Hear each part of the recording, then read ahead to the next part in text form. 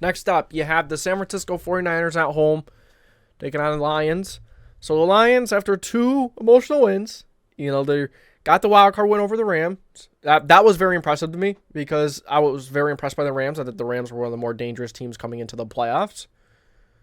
And then they end up beating up the Buccaneers, who, the Niners are kind of just a better version of the Buccaneers. They're more explosive. They run the ball even better. The defense is even better.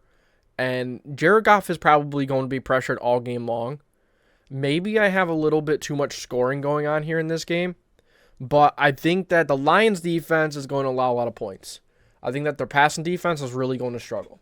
And on top of that, the Niners are going to get that run game going. And the Niners, I think they're just going to really beat up on that Lions defense. And really, I think the Lions are going to score a garbage time touchdown or two. Now, I know. It's really a 50-50 game. I can see this game going either way. I could see the Lions winning this one. No, it's not really 50-50. Why am I saying that? The Niners are the better football team. You look at the Lions, actually, and you see that they like to run the football. Like to get after the passer. And the Niners kind of do everything better. They're kind of a better version of the Lions. Brock Purdy, and the weather's going to be clear. They're going to be at home, and they did struggle versus the Packers. It's something to really take into account.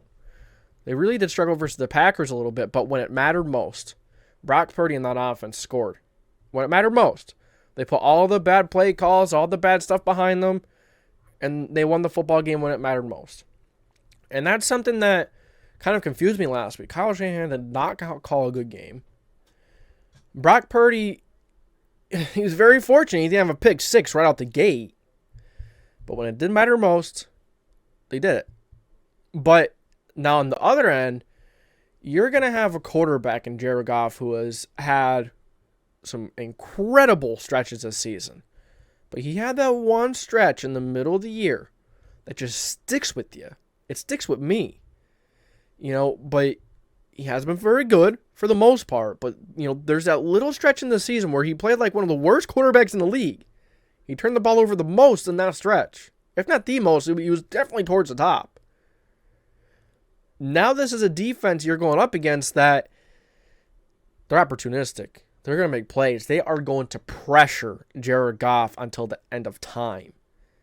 Are the Lions going to be able to get the run game going versus that front? And Javon Hargrave, J.S. Young, Nick Bosa, and then you have some really wild linebackers. You have Dre Greenlaw, you have Fred Warner. It's just the Niners are going to be able to stop that run, and I think they're going to be able to tee off on Jared Goff, and ultimately I think that's going to be the difference in this game.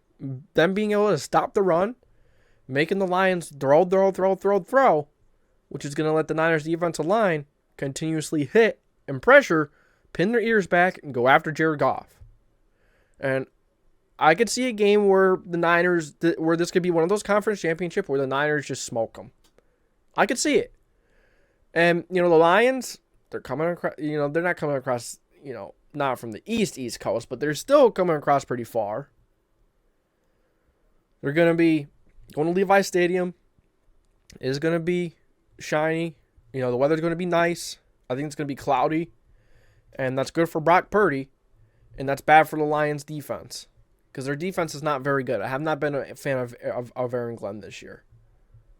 But I do have the San Francisco 49ers taking this one 38-32. And that is all I got for Conference Championship weekend. I know it's crazy, man. It's